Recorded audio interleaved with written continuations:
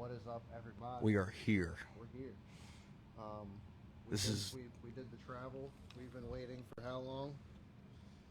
It's been a couple months. It's been over 6 months. We've been here. So we're here at JCS Marine. You guys, we've been pumping them up for months, right? For those of you that don't know, For phenomenal reason. So for those of you that don't know, Tony, Seabass, we're up here in Rhode Island. We're at JCS Marine. I dropped my bullet off with these guys in May. I dropped it off for a wrap. It's gotten way more than that. We've been here. We got here, what, like 10 o'clock, a little before 10 this morning. Yep. And we've been hanging out with John. We've been hanging out with Russ. We've been hanging out with Shane. A couple other guys have been in and out of the shop from the crew. And before we even get started with the reveal of the boat and with what these guys are doing in the shop, which is incredible, and we're going to show you all of it. I just want to say a huge thank you to the crew. You guys have knocked it out of the park. Like, we got some video footage that we're gonna put together, like when we get home. But yep. I didn't see the boat fully until I got here. I got pictures here and there. A full reveal, like Tony hadn't even seen it yet. Yeah. Right on camera, so that was pretty cool. So we're gonna put together a video and show you guys all of that stuff. But like, as you guys can tell, I'm like speechless on this shit right now. Like, it is what we've done, what we've seen in just a couple hours up here, and I already knew what these guys and what the shop does. But like, what we've seen up here in just a few hours is mind-blowing, and we're going to take you guys through it. We're going to walk through some of the boats behind us, one of which is the first boat that I ever saw from JCS Marine. Put this whole thing together and caused me to reach out to them, and the rest is history. So with that being said, I want to bring in the crew. We got John, who's stepping in right now. You guys have seen him on the show before. We got John who's the owner of JCS Marine. He's the brainchild of this whole operation. I wouldn't trust anybody else to do anything to my boat more than I trust this man right here. We got Russ as well. Russ is in here, and then off to our side, we got Shane, who is monitoring the comments and monitoring what our video looks like and all that good stuff. There's Shane. Shane's killing it for us. So we're going to go right into it right now, because I don't want to keep you guys any further from what it is that these guys are doing. So we got two boats right here in front of us. So we got two champions. They're both 202s. Are they both they're both the same year, right? Nope. One's a 98, one's a 97. Okay, cool. So let's start with this one before we get to the purple champion, which is like the legendary champion, for all that being said. So let's start with the champion to my right, and I'll let you guys go through what you did to it. Like, what condition did the boat come to you in? This one was in really good condition when he got it. It's kind of like a barn find, one owner. Gel coat was immaculate. It was a little underpowered with a 200. We swapped out the motor. Obviously gutted the interior. Did a full Duradex on it. New seats. New trolling motor, steering, wiring, jack plate. Completely customized the bilge to fit all the batteries we wanted to put in it. This thing's a little rocket ship. So, like, what's the average? So, like, what's your average experience with a customer? Like, somebody comes in with a boat and they're like, hey, I got this older boat. I mean, this boat is over 20 years old, right? So, like, they come to you and they say, I got this boat. What do most people want when they come here? I think some guys don't know what they want. But now with all the electronics that are hitting the scene, everyone knows what they want for electronics. Some guys want carpet rather than the foam flooring. They don't always understand carpet's going to cost almost as much as doing the foam floorings. Right. This is a great option. It's dry, comfortable.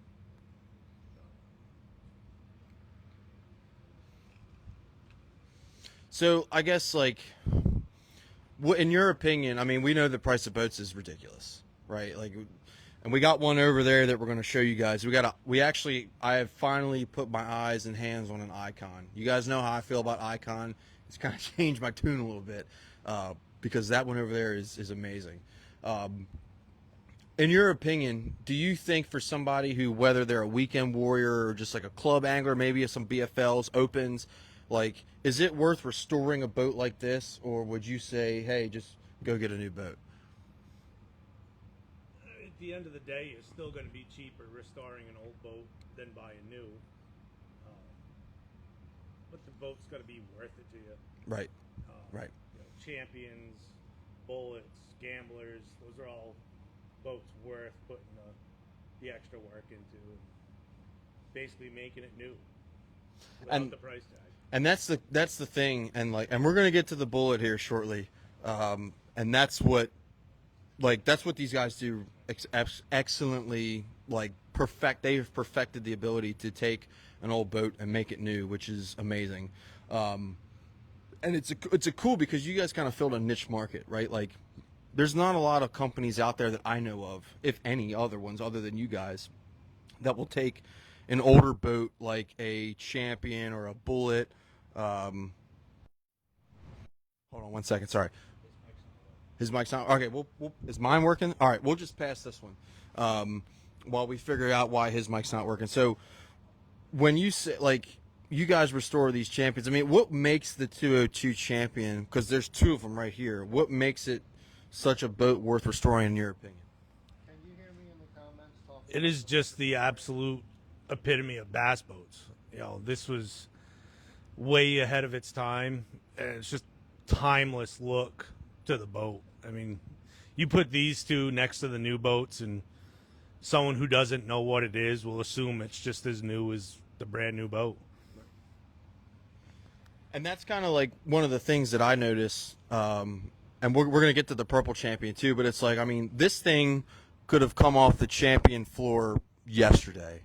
And if you would have told me that this was like Champion was back in business, they came out with a 202 yesterday, and this is the first one, I would check out. Like, I would say, yes, that makes sense. I mean, this is absolutely insane what you guys have done, and we're not even on to the Purple Champion yet, because the Purple Champion is absolutely ridiculous. So I guess when it comes to these boats, I mean, for what I understand is a customer can come to you with their older boat and say, hey, this is what I'm willing to spend. What can you, and then you guys come up with a plan. Is that kind of how it works? Absolutely. So the cool thing for you guys out there watching, if you do have an older boat that you're looking to put some money into, you can just show up here to the shop with a budget in mind, and John, Russ, Shane, and the rest of the crew will figure out what it is that the best way to spend that money on your boat to vastly improve it. Now, when you guys got this boat here, did you do any structural stuff to this one, or was this mostly cosmetic, upgrading graphs, trolling motors, and stuff like that? This one was all cosmetic. Really, it didn't even need a buff when this one came in, but we buffed it anyway, and it was, you know, the decking, the seats, electronics. We went and got a new motor for it, and all lithiums, of course, and that's pretty much where this one's at. That's awesome. So yeah, this is one of the first ones, and I think I didn't see this one a ton when I kind of like discovered what JCS Marine is, because you had said earlier, and like I said, we've been talking all day, that you guys you don't advertise a ton, which in my opinion is criminal, right? Because what you guys do is insane, and I feel like everyone that's running older boats and used boats should know about it. Did we get them both working? That working now? We're playing with microphones. You know, it wouldn't be Bass and Beer Radio without stupid technical issues. So we're going to wait till we get a thumbs up from our buddy Shane here and make sure that we're good to go before we keep on moving into the next boat. So John's is good now? We're rocking? Awesome. All right, we're rocking. Let me put this one on my sweatshirt here so that we don't have to keep passing microphones like high school kids passing a beer back and forth. Kind of is fun. We've been doing quite a bit of that too. So, like, I think we got to move on to the Purple Champion. Yeah, it's time. So the Purple Champion. So let me give you guys a backstory of how I got turned on to the Purple Champion. So I was just scrolling Instagram one day, as I do, right? I was probably at work on lunch, and Champion Boats, who, of course, you know, Champion's out of business now. We all know that. Posted this boat right here. I saw it, and I sent it to the group chat. And our buddy Paul Batters, I know he's probably watching right now. I'm pretty, if I remember this correct, I might remember it incorrectly, Paul, but correct me if I'm wrong. I sent it, and everyone was like, dude, that is amazing. And Paul just sent, like just random letters. Like, oh, sorry, I was wiping the nut off my keyboard. Like, it was incredible, right? So we're going to go to the Purple Champion now, which exposed JCS Marine to me. I want you to take me from the front to back, John. What is it that you guys did with this boat, and what makes it so unique and special and just awesome? I mean, Over here, 'cause we can't reveal the boat. It's right next to the for starters, I mean, it was kind of a pristine barn find, if you will. The gel coat really just needed a thorough wet sanding and buffing to get it to what it is now, which is probably better than new. Re-ripped all the carpet out inside the compartments as well. We went with the Duradeck Durawrap system on this one. This is a wood grain pattern over black. All new electronics, new Ultrex Quest 360, Mega Live, new seats. I mean, pretty badass goosey wheel, if I don't say so myself, on here. And everyone knows Champions, knows there is no room whatsoever for a big battery setup. Right. So we had to get creative and kind of make room for batteries. So there is another 2 batteries hanging out underneath that charger right there. Wow. That's super cool how, like, and especially with these older boats, right? Like, I mean, my Bullet's a really good example of there's just not a lot of room in here. I mean, we're not talking there's a ton of room for power pole pumps and for whatever else that you want to put in here. I mean, now when this boat was brand new, were they even running 36-volt trolling motors, or was it still 24? No, it was all 24 volt then. So you're talking adding. See this lift battery plate that you got in here? So you're talking a whole nother battery. You're talking pumps. I mean, like, oh wow. So there's a total of 4 batteries in this bad boy, plus the pumps, plus the tanks, plus whatever else that you have jammed up in there that we can't see. Right. And it, as clean as it looks, is insane. And that charger tray is a lot more secure than it looks. That's locked in there pretty damn good. And I've seen this boat personally run through 3 and 4 foot waves relatively hard, and that thing has stayed put. So let's talk about the cosmetics, because you hit on it a little bit earlier with the Duradeck, but I mean, can we flip the lights on so you guys can see? I need you guys to see the purple, the lighting that comes out on this thing. So Russ is going to hit the lights, and we're going to show you guys what this thing looks like. I mean, Yeah, it's even lit in the battery compartment. Go ahead and cycle that, Russ. There you go. The power poles are lit. The jack plate's lit. yeah, that's so. I mean, when did the customer specifically say that? Oh, I want LED deck lights on, or is that something that you guys just did? No, that's just something we kind of threw in there, and our buddy Todd was kind of surprised almost every step of the way on this build. I can relate to that. I can relate to that. I In a promise good you. way. Yes, 100%. Now, when this boat came in, did it have the 250 Pro XS 4-stroke, or did it have something else? No, it had an older 225 EFI on it. Our friends down at Reynolds Marine hung the 250 on it for warranty reasons, and we changed the decals on it. Obviously, we changed the decals on the power poles as well. We dressed up all the wiring with purple loom, just little things to, set it apart from the rest. That's one thing I've noticed when I go through all these boats, and we got at least 4 more to get through, but like the little things in every build that you guys do is perfect. Yeah. Like to me,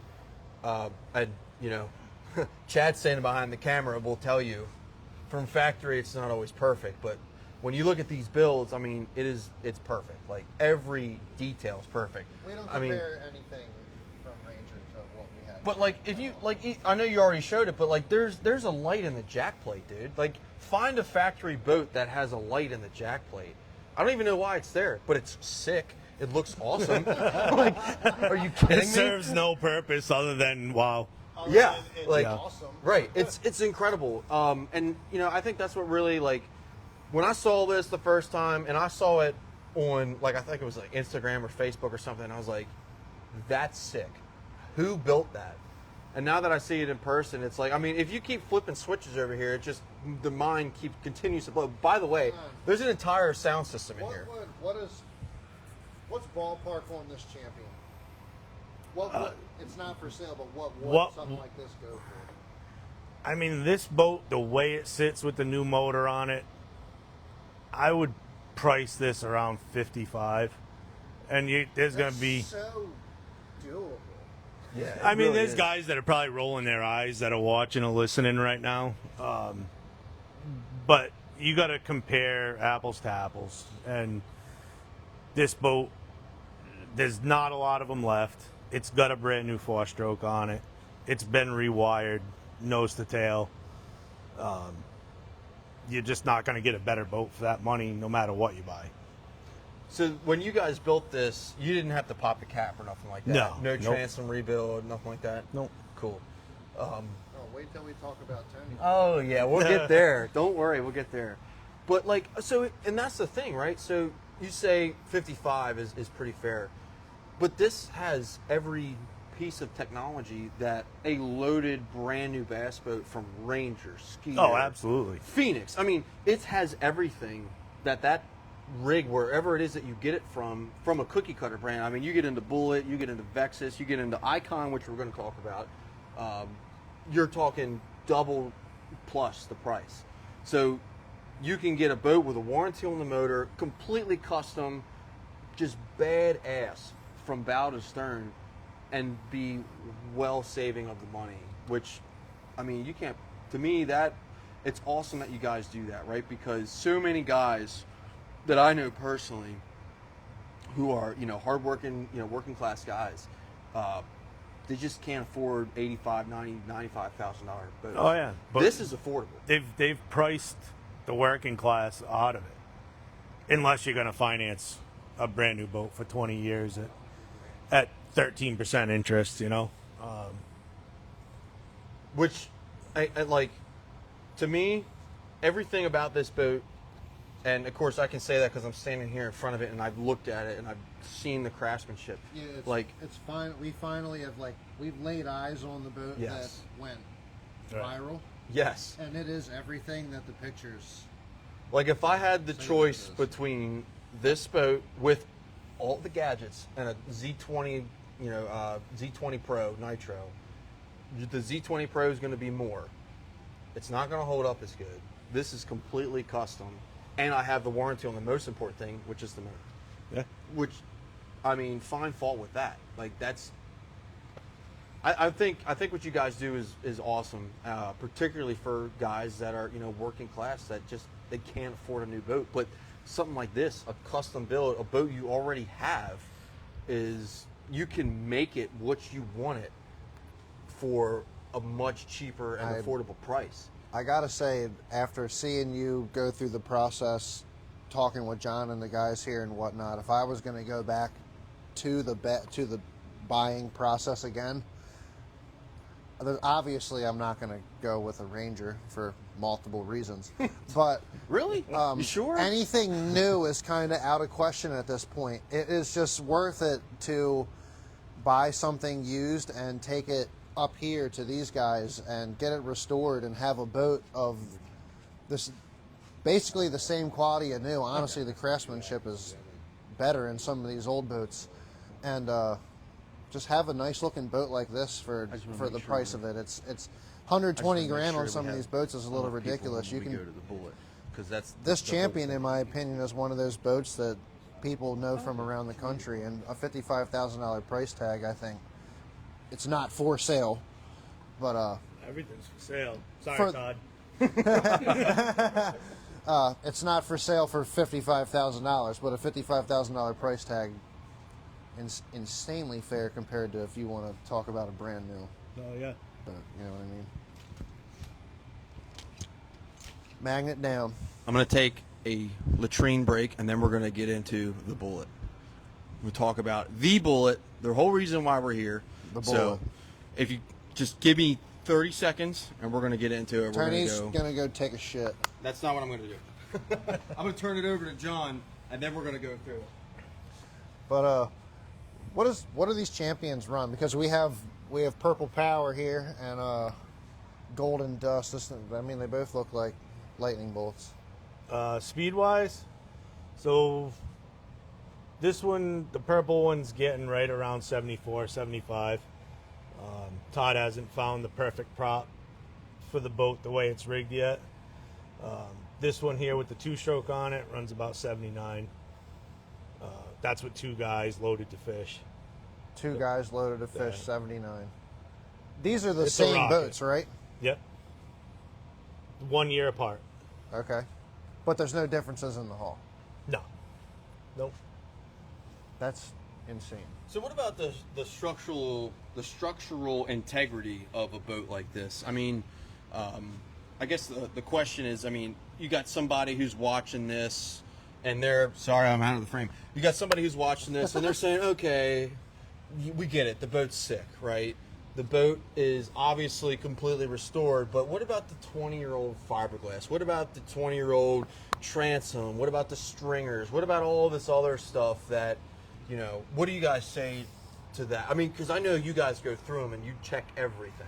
Right. So, I mean, obviously, if a boat comes in and there's any signs that the transom's going to get weak or is weak, I'm not going to tell a customer to go ahead and spend Well, everybody wants to see the boat. any money on decking or seats or repower for sure. But if you got a solid boat and your transom's solid, your stringers are good, the boat's not sitting in the water deeper than it should be, then it's solid. And go ahead and trick it out the way you want it. And if something happens down the road, then you fix it. Right. And you're still not making an $800 a month payment on a boat that's going to take you 20 years to own. And by the time you own it, it's not worth anything. Right. All right. And so just before I know everyone wants to see the Bullet, but before you guys, when these boats were brought to you, obviously they were both paid off boats that the customer probably, and you guys, maybe you can elaborate a little bit, but the customer had brought these to you and said, look, I want a new boat without the new boat price tag. So let's do it. Let's make it happen. And they saved what you, honestly, would you say that each of these customers probably saved over $70,000 in terms of the quality of the boat, the options, the graphs? Versus buying a new Versus boat? buying a new Oh, boat. absolutely. What's your opinion, Shane? Those boats are amazing. They're talented as hell. Definitely everything I've done in the past 15 years before he was in business, he's the one that helped me do it. So we took a lot of rats out of the driveways. and made Yes, them we float. did. I like it. Fished a lot of tournaments with him. We may not have had the nicest boat there, but They worked. We definitely made it work. And it was all, these guys are all very talented. I think before we go to the Bullet reveal, we heard a good story from John today. We got to hear it. I think we need to hear the story. You got put into it. At Shane's expense because it's hilarious. Hold up, come on. All right. So I'm going to set this not on the boat. All right. I'm going to hand. So John and Shane are going to tell the story because I wasn't there, but I want to hear them tell it and talk about how awesome it was. And I'll let John start. Well, I'll let Shane dig his own hole All right, here. so we're fishing a trail for Reynolds, and we're in a TOC. Tournament champion. Only 10 grand on the line. $10,000 prize, and we're out on St. Lawrence River. We went out to the lake, And during practice, I had my hook guards on my spinnerbaits, so I wasn't stabbing anything. And I was told, don't forget those hook guards. For those of you who were confused, the hook guard is the little red thing that goes over the hook so you don't stab yourself when you take the shit out of the package. He made it sound so much easier than the first story that I heard. So after that, Well, we watched 10 Grand swim away 4 times before he realized that he left the hook guard on. How many smallmouth over 5 pounds were hooked, jumped, and gone? 4. Oh, dude, that hurts for you. Yeah, and it Oh took my me God. 4 to realize that the hook guard was still on. I thought I was just screwing up. You did. Will be the lucky number for the week. I thought I just didn't get the hook in them. Do you think the fish were attracted to the red hook guard? Is that the difference maker? So leave your red hook guards on when you go out fishing? All right, guys. Are you guys ready? Because we're going to show you guys the bullet. We've gone through 2 of the baddest champions ever. Oh, yeah. Before we do this, like and share. This has been a big one in the making, so we're going to go through the bullet. I hope you guys are ready because it's mind-blowing. I can't even believe I own it. It, like, hasn't set in yet that this is my boat. So take that for what it is. But we're going to go ahead and we're going to rock and roll on this bullet. We have 3 other boats after the bullet to show you, so stick around for that. And it's incredible because as much as I love this boat, and I haven't even like driven it yet, every boat in here is insane, particularly the ones after my boat. So please stick around. We're going to let the guys go through everything and rock and roll. So I do got to say, we came here, we laid eyes on the boat, and the boat is perfect. It's not even my boat, and I am just as stoked about it as Tony is. It's perfect in every way. It's laid out nicely. It flows. The colors flow. Let me put it this way. This is going to be this is one of the sickest boats on the freaking Upper Bay. Period. I'm I don't care already what you like say. nervous about driving it home. Like I'm already like, oh my god. You got insurance on it. You'll be all right. I'm a good driver too. All right, you guys ready for this? We're gonna make this happen. Let's do it. We're gonna go this way. We're gonna start at the front of the boat. We should start at the front of the boat and work our way back. So let me tell you this. Before we show you the boat, this boat came here for a wrap. That's what it came here for. And before we even get into showing you the boat, I was sitting, I had to turn and burn, right? Because I came up here originally and then turned around and went home in the same day in May.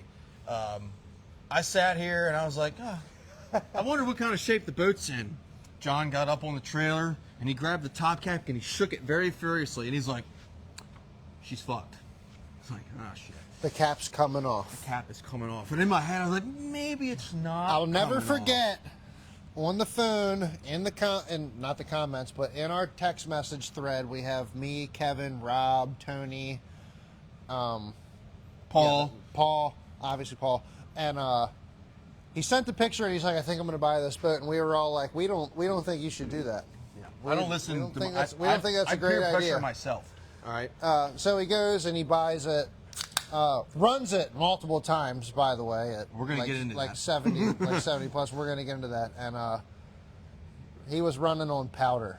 So we're gonna get into that. I'm gonna hand this microphone over to John because I'm gonna let John and Tony go over Tony's boat restoration here, and we're gonna get into it. So with that being said, let's get into the 2002 Ish. bullet.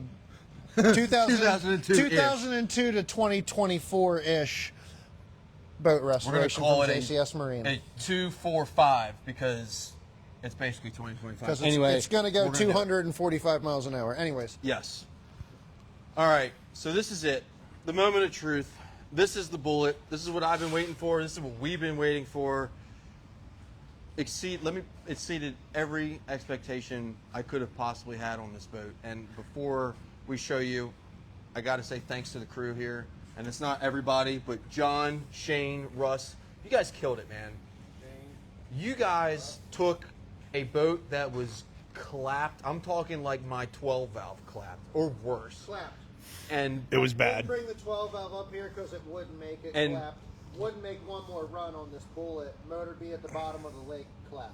so Without a motor tote, your motor wouldn't have made it here when you brought it here. good news, right? Let's get into it. Let's do this. So we're gonna start. Obviously, now this is something I bought a while ago. This is the Ultrex. It's the I gotta go down this boat really quick. and just Oh, show absolutely. What we got going on. So This is the bullet. It's done.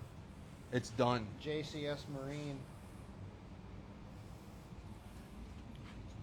Boat water services and the boat road.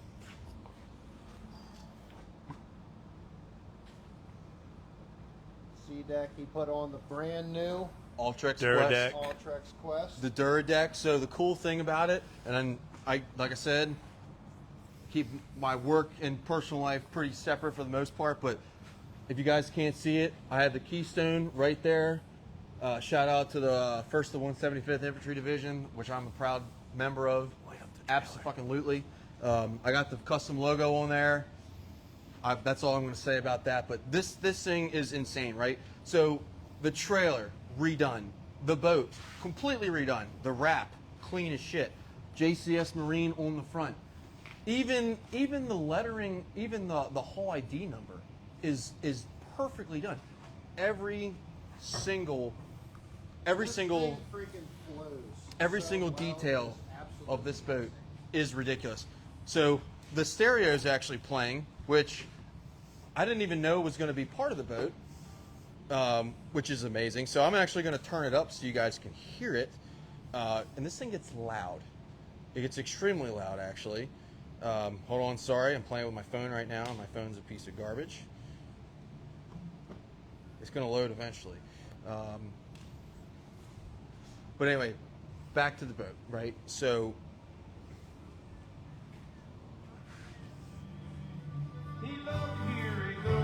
that is loud. That's awesome, dude. So, right, and Also show control and motor. it's so hard to There's control and motor. it's so hard to pick one part of this boat that we could because we could talk about the whole thing. We could go over. It's freaking beautiful, man. We could go over every detail, and I've stared at this thing for the last, how long have we been here? 8 hours. Give or I've stared take. at this thing for the last 8 hours, and like every time I'm like, is this mine? Like, there's no way, right? Chad's getting a beer. So I'm honestly like, it's so hard to talk about it because it's speechless. So John, take us through it. You got the boat. What was your day one impression of the boat? What shape was it in? How screwed was I? You were in rough shape. The fact that you told me you were running the boat prior to it getting here was a little alarming. The top cap basically wasn't attached to the hull. You had a few screws that were left holding it together, some glue, maybe a little bit of silicone holding the front together. And plasti dip. Don't forget the plasti. Oh, and the entire top cap and all the gauges were plasti dipped. Oh, you got tell them about the one gauge. To the point where you didn't even know that you had one of these gauges because it was just solid gray blob of plasti dip over it. So that's a true statement. There was a gauge on this boat that when we turned the key, I was playing with the switches and everything. There was it's a little alarm gauge, right, for when the mercury throws a code. And I saw that and I was like, did you guys add this? And John's like, no. It was covered with plasti dip. You had no idea it was there. I was like, oh. And for those of you that don't know, plasti dip is like Walmart Rhino liner, essentially. It's like if it's put on right on a car or on wheels and layered properly, you can peel it off. Right. When it's sprayed on as thin as it was on here, you're screwed. You just got to sand it and wire wheel it off, whatever you got to do to get it off, right? So how'd you guys? Whatever we had, we just stayed at it. Well, that thing's still. Sorry, we dropped our microphone hub connector, but Well, it's not plugged in yet, so they can't hear you. Oh. Okay, there we go. So you guys, sorry, we dropped our microphone hub that's on the phone here, but sit one more time. So how'd you guys get the plasti dip off of this? Just days of sanding, because it was everywhere. It was every nook and cranny in the top cap was plasti dipped. So I was telling everybody. The purple down in the freaking cab and everything, just, I think the gray and the purple outlining, which by the way, down here on the trailer as well. Like, if any, Tony won't even throw a jackhammer, but he is straight up pimping out right now on this boat. Oh yeah. Like the amount of Biggie Smalls that's about to be played on this boat is quite ridiculous. Actually, I'm already pretty pumped for it. I don't know. Like, all right, you guys got to let me know when it's tournament blast off time. Do I play Danger Zone, Kickstart My Heart, or anything by Biggie? Or sorry, 4 options: Danger Zone, Kickstart My Heart, the Stone Cold Steve Austin theme song. Let the bodies hit the floor. 5 options: Let the Bodies Hit the Floor, or anything by Biggie Smalls. You guys let me know in the comments. Can we do 50 Cent by many? Can we do 50 Cent Many Men? That's a good one too. That's a good one too. A lot of options. I have to cut off half my ear. You call me Van Gogh. Obviously, so you guys, I mean, just like I said, every detail, right? So the these I'm losing the shields. Even your windshields were plasti dipped. Yeah, it was bad. Well, half of them were. So you guys clean these up. I mean, they look brand new. Yeah. Like if you were to tell me, yep, we got some brand new windshields from Bullet, it checks out, right? It makes sense to me. Oh, you can't. It's hard to see it. Can you open that hatch right there, John, and show them the interior? The microphone's probably going to fall off again, but we have interior lights as well. Check out the wiring. You see how clean the wiring is? That's what I mean when I say these guys do every detail perfectly. They do what you want. Are we? Okay, sorry. I saw something on the screen. We're good. But yeah, like every detail is done. So Russ actually, and it's going to maybe have trouble hearing him. If you could, John, walk. Yeah, thank you. You told me a little bit about the wiring of this boat. Can you walk us through what all we did for that? So we did a fresh new harness for all your basic switches, basic, simple. Your electronics have a dedicated harnesses, which is what you guys just saw, and that's all 10 gauge individual runs. There's 2 up here in the front and 2 at the console for his graphs. There's plenty of space on his bus bar so down the road he can add whatever electronics, and he'll always have plenty of clean power, and that's the biggest thing with electronics. So let me ask you guys this: when you a lot of guys talk sea clear. Like sea clear is like the biggest thing right now with guys running live scope and guys running. Oh yeah, hey, we got some guys that sent us some stars on the live. Really appreciate it. Miles just joined. Welcome, Miles. Miles is going to be fishing off this boat quite a bit. He's going to be fishing off the back though. I don't want to mess up my front deck. But so like, what is Sea Clear, and did you guys make any improvements with that when you built this harness, or is it pretty much the same thing? Walk us through what that is. Any harness is essentially going to do what the Sea Clear harness is doing.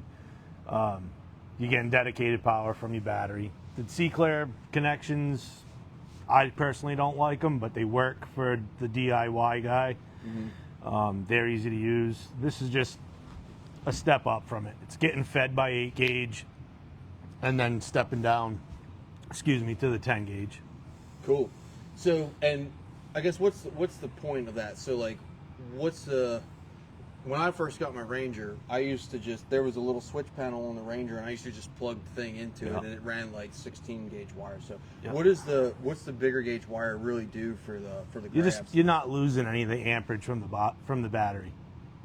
You're getting the full power from the battery right to your graphs. That's awesome. Low voltage drops. Right. How important is that for something like live scope? That's key. That is key with live scope.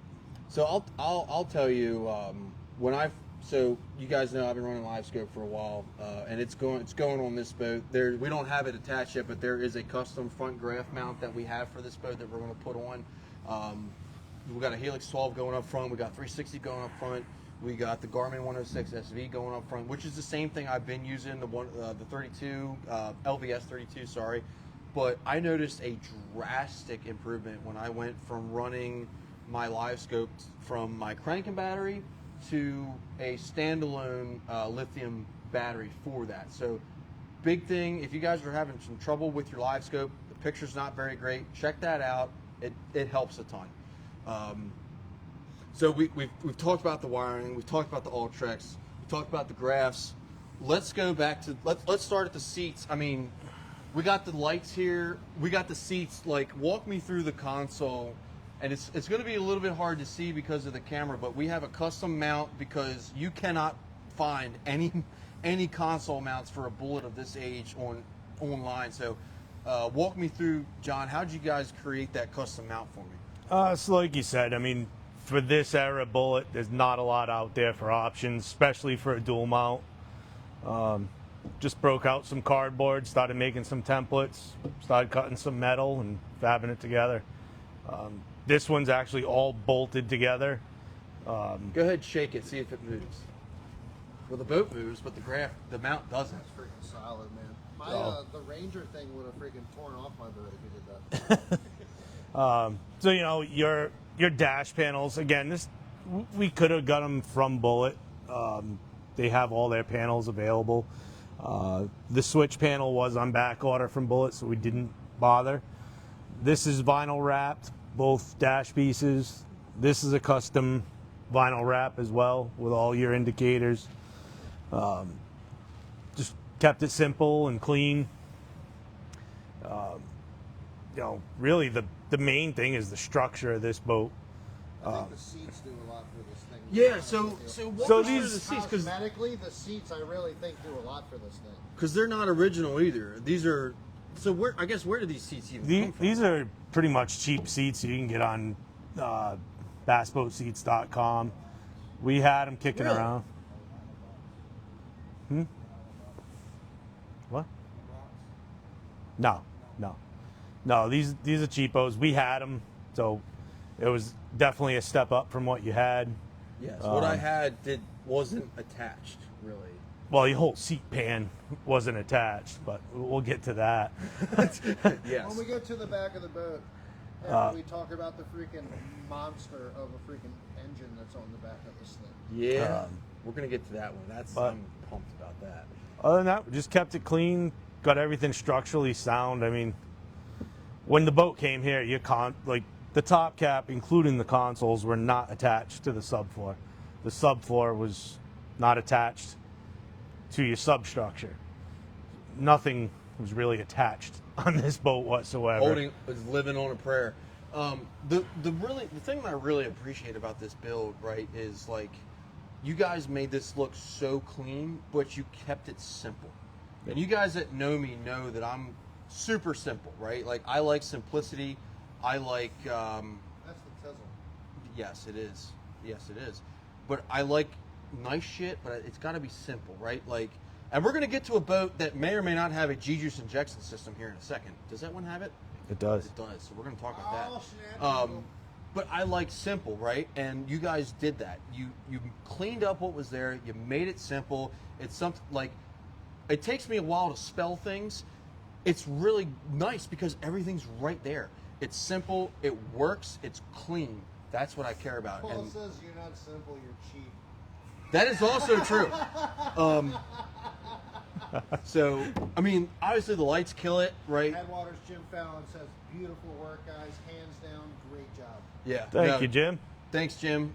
Jim's been a longtime viewer of ours. We really appreciate Jim calling in and joining us. So let's talk about the heart of this boat. Comments, please throw them up in the comment section. Would love to hear from you. So let's talk about the heart of this boat. Let's talk about the kicker. Well, we ain't there yet. Oh, we're not there yet. I'm sorry, we're not there yet. Look, John So- already knows. So basically, you had already had this transom rebuilt. Fixed, if you will. We have a souvenir piece for you to take home that we cut out of this. Basically, your brand new transom had cracks down both sides, and on the inside was separated. I'd say a good 1/4 inch separation in the glass. Check that out, Morgan. Look at how So- freaking if that doesn't give you a burner, I don't know what will. I have one. So this I've thing's run for the last 8 hours. this thing's built right now. We did the splash well delete, add a little more strength to the back of the boat. Everything's composite. There's no wood anymore. Your battery boxes, all your supports. So what is composite? And I kind of ran into this when I was going through the forums because I don't know everything and I look a lot of shit up. But like a lot of guys think composite is Kuza. Well, Kuza's a composite, but there's Airex. Wood can be composite too, right? There is composite wood bases. All right, but Kuza and Airex are essentially fiberglass infused plastic. Greg, we're definitely going to get into that transom fix. That's coming up.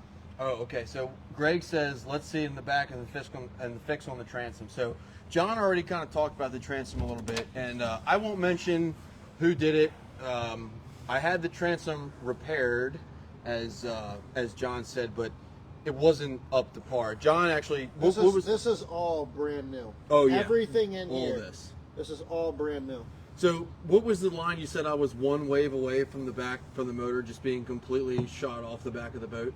I'd say one good wave on Champlain and that motor that you had on here was going to the bottom. Honestly, I don't know how you weren't taking on water the few times that you took it out. There was legit cracks going down both sides. That's ridiculous. And your transom was not attached to your stringers. And none of your supports inside the battery boxes were attached to anything. The funny story about this whole thing is, so I had already planned to bring the boat up here while the transom was getting fixed the first time. And John had texted me one day, he's like, hey, send me some pictures of the transom. And I sent it to him. It took about 3 hours. And he's like, oh. It's like, oh, shit. What does that mean? And then he was like, I just have questions. I'm like, all right, well, I'm screwed now. And it sounds like I was. Obviously now, this thing is rock solid. We're never going to have a problem, especially when you consider what this boat's capable of, which is upwards of 85, 90, potentially 90 miles an hour, especially with this monster on the back. I would be 100% comfortable throwing a 450R on here and sending it. How much more weight is a 450R? It doesn't matter. That was a very good answer. So for you guys that aren't aware, so like where my hand is here, this is the battery well. When about 2 weeks before I brought it here, I took it out and was running it. It was almost falling apart. I didn't know. I had no idea the boat was going to fall apart. The motor would have fallen off. Mine didn't, but others would have. Long story short is the entire battery box that was in it collapsed completely. Like, period, end of sentence. It completely collapsed. Fun is a lot of fun. I was running it. I felt comfortable driving it. And I was like, man, this is kind of cool. And then I got it back to the ramp and I went to turn the motor on, the electric motor, which we have sitting over there. And yeah, it didn't work. And I was like, that's kind of weird. I got home and I opened up the battery box. I'm like, huh, batteries are upside down. That sucks. So that whole thing happened. But this whole thing has been completely rebuilt, completely redone. It's actually thicker than it was when I got the boat. So, I mean, go ahead, John. Tell them how bad that part of it was before we move on. Which, the battery? Well, just the whole back section. What caused that so the viewers don't cause that same damage to their boat? And there just had to have been water sitting in this boat for a long time. There's nothing else that could have done that. So when you say water, I mean somebody put the plug in, left it in, and then just left the boat sitting. There was years of wear and tear to begin with, and any of the paint that was back here, or any glass that was there, it just worn down from getting rubbed with batteries or whatever, and opened up the wood got wet, soaked it up, and I mean we were pulling handfuls of mush out of this boat. So, yeah. So I remember sending a picture to when the that whole group, and we were all like, Don't do that. So when the battery box completely collapsed, and I can probably share a picture after the show, I'll post it in the comments.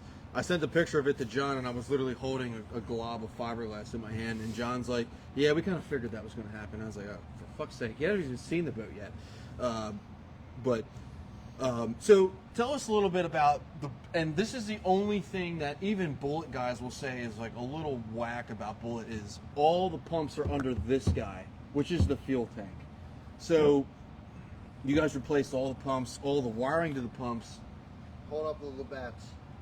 Oh, the Labatt Crocs? Hold up the Labatt's. Oh yeah, they've been asking about them They The were, Labatt since the Crocs? beginning. Really? They said, where's the carrot Crocs? Yeah, well, they've been replaced by Went to the Labatt's. So here's the funny thing, right? And this is a plug, right? Because we're in New England, right? And like, you know, we're from Maryland. You guys probably think we're neo-Confederates or whatever because we're so far south. But like, I would have thought in New England I could find Labatt Blue Light at any store. Not the Negative. case. Yeah. What the fuck? Like, We're not far enough north, dude. is it really that hard to find that shit around here? So like Rhode Island and Connecticut are like Drink it. That's the first. Because it's the best beer in the world. Rhode Back Island up and off Connecticut are like the redheaded stepchilds of New England. We're in New England, but not really. So like, do Patriots fans just like look at your ID and just like, yeah, just get out of here? No, I mean Patriots fans, we all hate ourselves now anyway. So Well, you guys had a good let's run. not let's not bring up Patriots right now. We're hurting. All right, so we talked about the battery box. Baltimore, though. True. Whoa. Hey, Ray Lewis was innocent. True, he was. I was there. The show Maybe. just got So was shut an down. Aaron. All right. was an Aaron. So So you we got all new pumps, all new plumbing, all new through hulls into the live well, new live well lights. Yeah, I mean, everything's just new, man. So when I first got this boat, you could literally, and these guys crawled in and out of it, all three of them. If you took your hand and you just went like that, like what I just did, can you show Itchy. them? Dude, you would have fiberglass in every crevice of your fingers. Like, it was horrible. I can only imagine how you guys must have felt dealing with that. But We're used to it.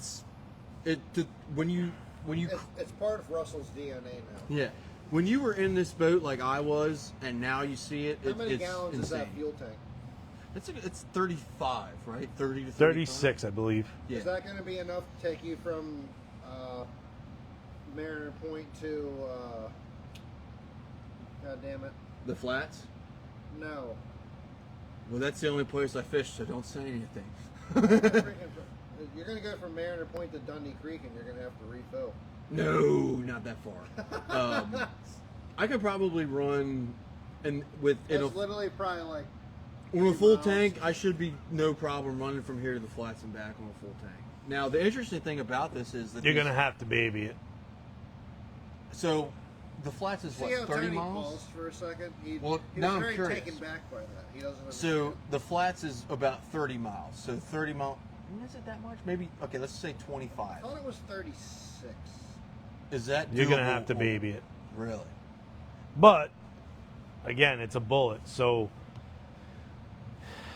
Baby, Once you it's what, 65? once you're propped right, you can cruise at 70. Jesus, I hope he can run to the flats and back. So cruising is 70. Does Paul know how far it is? He's got to. He knows everything. Paul, how far is it to the Paul flats? actually is known to run. Paul is known to run to or from the gunpowder to the flat. So 31 miles. So that's a total of 62 on one tank. Is it doable? It's doable. Like I said, you'll have to keep it around 70, 72. So that's what, like- Was the hull delaminated anywhere? No. No. The hull was Who not was that? delaminated. Scott's question. Great hull. Cool. Thanks for joining us, Greg. Appreciate you on here. The glass on the shell of the boat was all in really good shape, with the exception up front on the nose. But there was no D-lam. That was just gel coat and some cracks. Morgan Oliver says the XB is a thirsty beast. Yes, She it is. So I guess with that being said, are we ready to But move she on to jumps this out of monster? she'll jump out of the water. So this is the monster that powers this death trap / rocket ship / It runs on Coors Light. this is the And Mercury liberal tears. 250X Pro XB limited edition. It's limited because you limit your lifespan when you run it. I mean, this is the deal, right? So this is the old school. So this motor is actually 2002, so it matches the boat. I bought this off of the good gentleman at Duck River Marine. Dude, when I tell you how much I paid for this, Look, we might as well just say it. Videotaping it in the background. What's up, y'all? Cheers, bro. So I was sitting at work one day, and it just happened to be a lunch break, and John knows Brian and his crew up at Duck River Marine. And I was asking him, I was like, hey, man, because I don't know anything about Duck River at the time. And I asked John, I was like, look, are these guys legit? Should I buy from them? Scott Sewell? Scott Dyes. Okay. Is asking about the foam saturation. Was the foam very saturated? And the word we got was... So Russ can probably answer that, actually. What do you think, Russ? Towards the back where the transom was more rotted, it was pretty wet. That was all gouged out, everything, all new foam poured in the back corners of the sponsons and everything. So anything that was iffy on being wet was pried out, cleaned up, and new foam put in. So how much weight would you guys say you removed in terms of wet foam from this boat? Wet foam, probably a good 400 pounds. That's insane. That's insane. So and That compensates for the quest. so John, yeah, it does. So John mentioned this earlier when you said you had mentioned like how much, like you have a square foot of wet foam. What does that weigh, or like a cube size of wet foam that's in pretty much every boat of this age at this point? I'd have to guess at 10, 12 pounds per block like this big. That's a lot. And That's it's more water. than you'd think. It's water, so Yeah, that's so. Getting into this 250 XB, when I got in here, you guys were like, "Yeah, this is basically a 300." I mean, is that really true? Is it really? I mean, that I much wouldn't for- say it's a 300, but it is a super strong 250. So how does it compare? And we've gotten into this before with some of the other guys that watch the show. What is it like if you compared this XB to the Pro Max or the 2.5? I mean, it's right up there in terms of performance. Yeah, no. It's a little heavier Okay. than a Pro Max, but at the end of the day, this is going to be a better fishing motor for you than a Pro Max would be. Right. So I want to talk a little bit about the jack plate. I know Chad's walking around here, but so the jack plate it's a manual jack plate. We're going to upgrade that eventually to the hydraulic, but John texted me a picture of the jack plate. It was like, dude, you're never going to recognize this thing. I washed about 17 layers of the Potomac off of the jack plate, which is true. God damn it. I just knocked the Durdeck piece off with a 20cc bullet. Chad's dropping the microphone. Back alive. Chad dropped the microphone. We'll fire him later, allegedly. So talk to me a little bit about the jack plate. How'd you get that cleaned up? Just a little scrubbing in soap and water, maybe some acid. It's that easy. So Greg Hall has a good comment. Greg says after spending that much, should have been a Bob's on that. Greg, you're absolutely Agreed. right. That's what's going on it. It's probably next year's project is once I learn how to drive the boat without killing myself or everyone else on the river, that's probably going to be the first upgrade to this. Now, this is going to get the 10-foot Raptors. The graphs obviously aren't on it yet, but it's going to get all that stuff in the near future. So this boat still has plenty more to do with it just from a rigging standpoint. But it's ridiculous already. So a little bit more about the XB. So you talked about it's thirsty. I mean, how thirsty is it? I mean, are we talking like, OnlyFans model thirsty, or like how much gas does this thing really burn? I would definitely say OnlyFans model thirsty. Maybe more. They say online you'll pass everything but a gas stock. Accurate. So you brought up a good comment earlier, and this is not a hit to anyone on here, but you had a 21 SS, which is a little bit shorter than this boat, a little bit newer hull design. and you said you'd be amazed at how many guys say they have 75-mile-an-hour boats, but it's really 65 miles an hour. Yeah, I mean, there's a lot of guys out there saying they run 75 and 78 mile an hour that you're going to find yourself passing when you're doing 72. Wow. So you've run this boat. Obviously, we don't have batteries in the trolling motor compartment. We don't have our poles on. We don't have our graphs on. We didn't have the Ultrex on at the time. In your opinion, what's a realistic number we should see from this boat with the setup and with what I'm planning on putting on it? Loaded to fish, low to mid 80s comfortably. And that's without the Sportmaster. Right. That's butthole pucker enough. I mean, you're Yeah. passing everything but another Bullet and another Allison at that Right. point. Yeah. That's insane. And you'll be able to cruise at 70.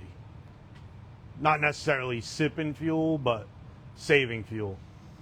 That's a lot. That's fast. Actually, can you show them, Chad, the taillight setup that we have here? Nice. Chad just busted ass in the shop.